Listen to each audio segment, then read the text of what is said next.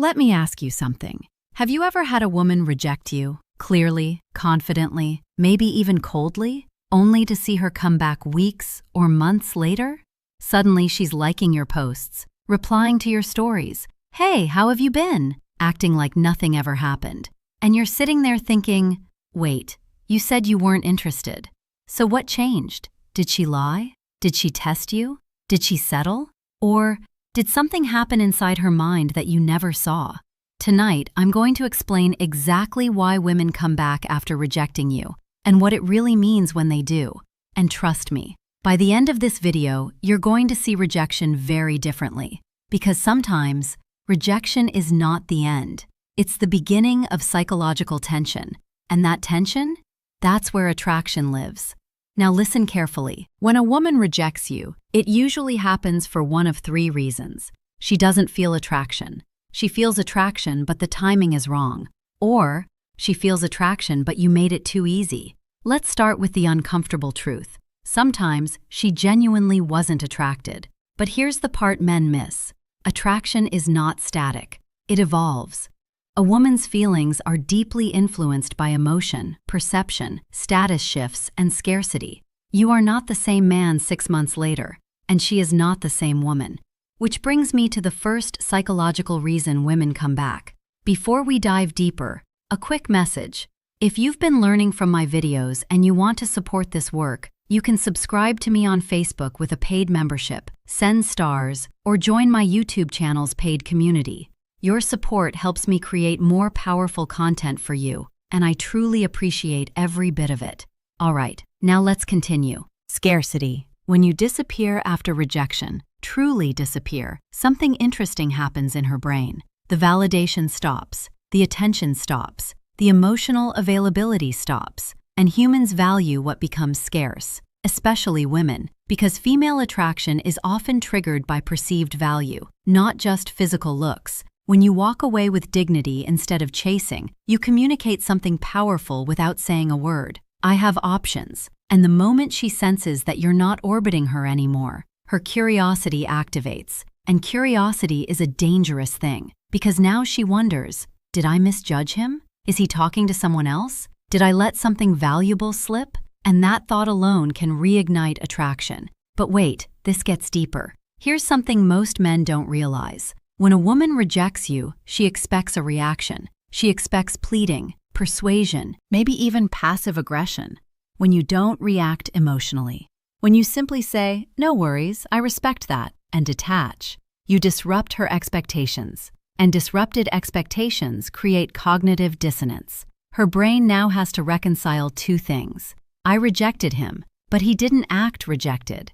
That's psychologically uncomfortable. And when the brain feels discomfort, it seeks resolution. Sometimes, that resolution is reaching back out. But that's only layer one. Let's talk about ego. Rejection isn't always about you. Sometimes it's about control. When a woman says no, she holds the power in that moment. And if you chase her afterward, you confirm that power. But if you withdraw and elevate, her power dissolves.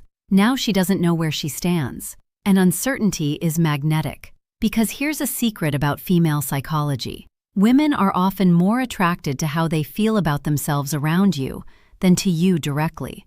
If rejecting you made her feel powerful, she enjoyed that moment. But if your growth, glow-up, or emotional detachment makes her feel unsure, now she wants to rebalance the dynamic, which sometimes means coming back. But let's get even more honest. Sometimes she rejected you because you were too available, too eager, too predictable, too emotionally invested too fast. Women are wired to respond to tension, not chaos, not games, tension. And tension requires uncertainty. If she knew exactly how you felt, exactly what you'd do, exactly that you'd always be there, there was no tension, no mystery, no polarity. But when you step back, when you focus on your purpose, when you stop broadcasting your feelings and start building yourself, you become unpredictable again. And unpredictability fuels attraction. Now here's a mini wake-up call. If she comes back, it does not automatically mean she wants commitment. Sometimes she comes back for validation. Sometimes she comes back because her other option didn't work out. Sometimes she comes back because you became the safe backup. And if you don't understand this, you'll misread her return as destiny instead of strategy. So how do you tell the difference? Watch her investment. Is she initiating consistently? Is she asking about your life? Is she making effort to see you? Or is she just breadcrumbing? Hey, stranger, you look good.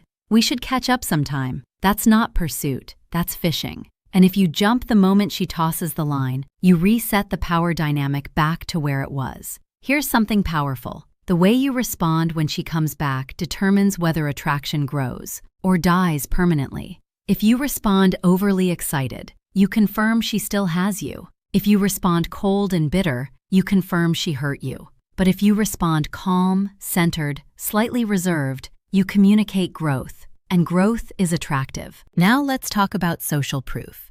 One of the strongest triggers for women is seeing other women interested in you. It's evolutionary. If other women approve, you must hold value. So imagine this. You improve your body, your style upgrades, your social life expands. You're posting less desperation and more experiences. She sees it. Even if she doesn't like your posts, she sees it. And suddenly, the version of you she rejected no longer exists. She didn't reject this version. She rejected the old one. And psychologically, that creates an opening. Because in her mind, she's not going back. She's reconsidering. Do you see the difference? Now let's address timing. Sometimes she rejects you because her emotional bandwidth was elsewhere. Maybe she was healing. Maybe she was dating someone else. Maybe she wasn't ready for what you represented. And when that chapter closes, you resurface in her mind as a stable, safe, masculine option. Not because you changed, but because her circumstances did. What if her rejection was actually a test of your emotional strength? Not a conscious test, but a subconscious one. Women observe how men handle adversity. If you crumble under rejection, it signals fragility. If you retaliate, it signals immaturity. If you withdraw with self-respect, it signals strength. And strength is remembered. Sometimes she comes back simply because you handled it well. Now let's go deeper into something uncomfortable: attachment psychology. If she has an avoidant attachment style, she may reject when things feel too close. But when distance is created, she feels safe enough to return. Avoidants crave connection, but fear losing independence. So they push away, then pull back. And if you don't understand this dynamic, you'll feel confused. But confusion is predictable once you see the pattern: push, distance, curiosity, return. However, and this is critical, not every comeback deserves access. Just because she reopens the door doesn't mean you should walk through it. Ask yourself, why did she reject me? Was it respectful? Was it dismissive? Did she belittle you? Growth is attractive, but so is standards.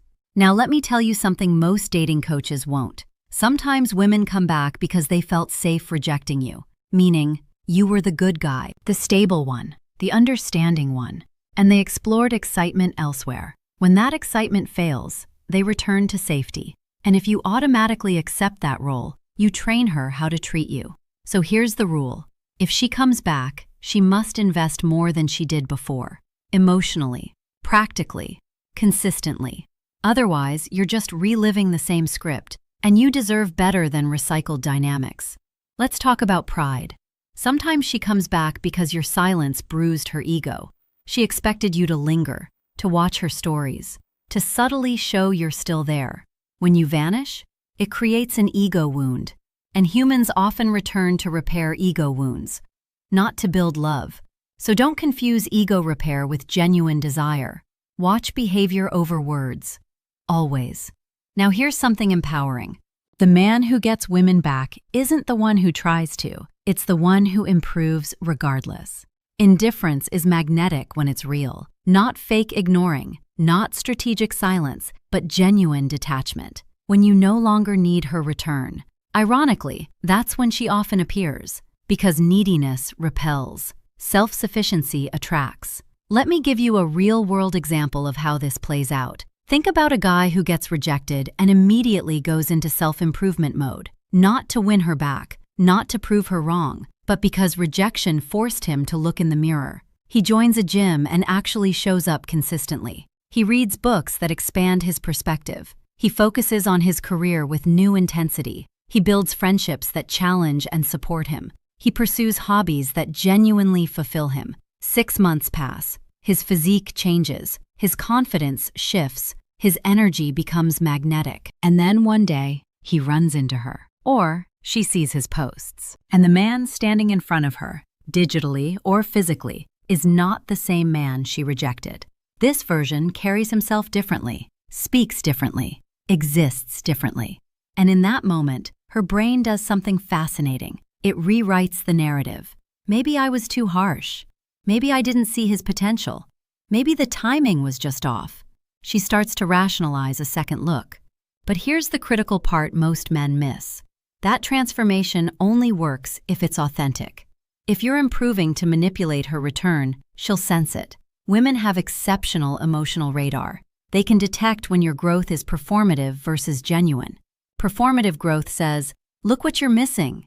Genuine growth says, "I'm becoming who I'm meant to be, regardless of who's watching."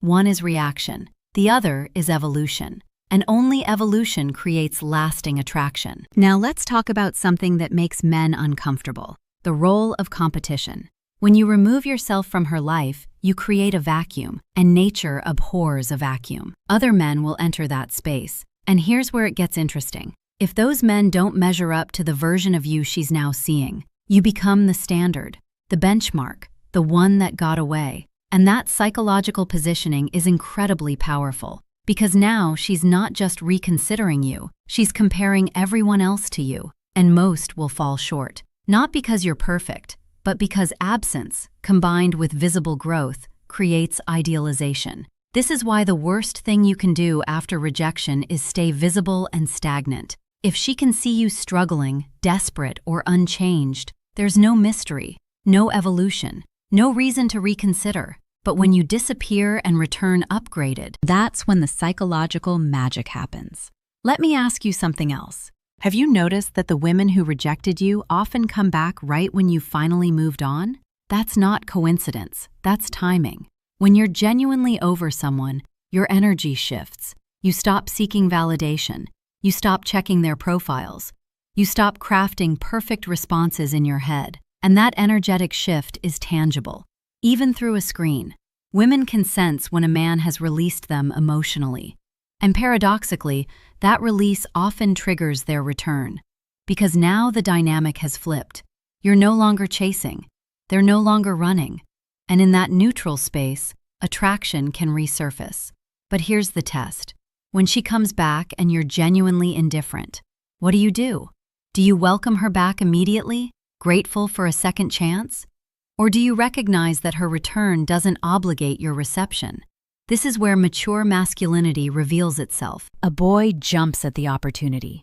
A man evaluates whether that opportunity still aligns with his path. Because here's a hard truth. Just because she's ready now doesn't mean you should be. Your timeline matters too. Your healing matters too. Your standards matter too. Sometimes the most powerful thing you can do when a woman comes back is simply say, "I appreciate you reaching out, but I'm in a different place now." Not with bitterness, not with revenge, but with honest self-respect. And you know what that communicates? That you've genuinely moved on, that you're not waiting around for anyone's validation, that your worth isn't determined by who chooses you. And ironically, that might make her pursue even harder, or she might disappear again. Either way, you win, because you've defined your value independent of her participation.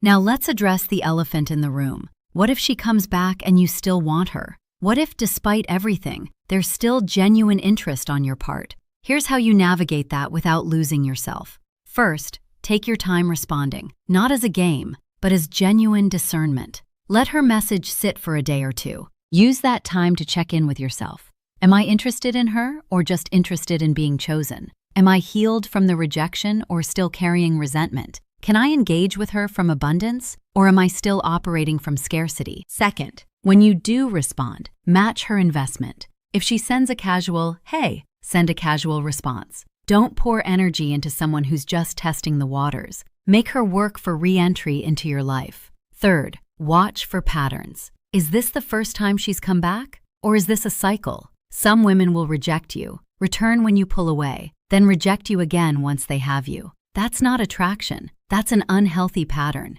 and you deserve better than being someone's emotional yo-yo. Fourth, establish new terms. If you're going to re-engage, it needs to be different than before. More boundaries, more clarity, more mutual investment. You're not picking up where you left off. You're potentially starting something new, with new awareness.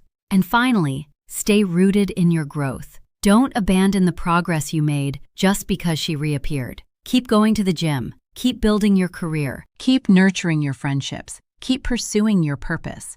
She should be an addition to your life, not the center of it. Because the moment you make her the center again, you become boring, predictable, the same man she rejected before. Now let me ask you something directly. If she came back tomorrow, would you even want her? Or do you just want the validation of being chosen? Be honest with yourself, because sometimes the real win isn't her return, it's your transformation. And sometimes you'll discover that the woman you were chasing was simply a catalyst for you to become the man you were always meant to be. And that man? He attracts women effortlessly, not because he's perfect, but because he's grounded, purposeful, self-assured, and magnetic. And here's the final truth. Women come back after rejecting you because attraction is fluid, ego is sensitive, and perception shifts over time. But whether she stays depends entirely on who you became after the rejection. So instead of obsessing over why she left, focus on becoming the man who doesn't fear it. Because rejection handled correctly builds presence, and presence creates pull. The kind of pull that doesn't beg, doesn't chase, doesn't compromise. It simply exists. And that existence becomes irresistible, not just to her, but to the next woman who's actually ready to appreciate what you bring. So when she comes back, and she probably will, you'll be ready. Not desperate, not bitter, just clear. Clear about your worth, clear about your standards, clear about the life you're building. And in that clarity, you'll make the right choice, whether that's giving her a genuine second chance or walking forward without looking back. Either way, you win, because you stopped waiting for her validation and started validating yourself. If this opened your eyes even a little, make sure you like this video and subscribe. There's a lot more truth about female psychology, attraction, and masculine growth on this channel. And the next video might answer the question you didn't even know you needed to ask. Check out the other videos right after this. Trust me, you're going to see relationships very differently.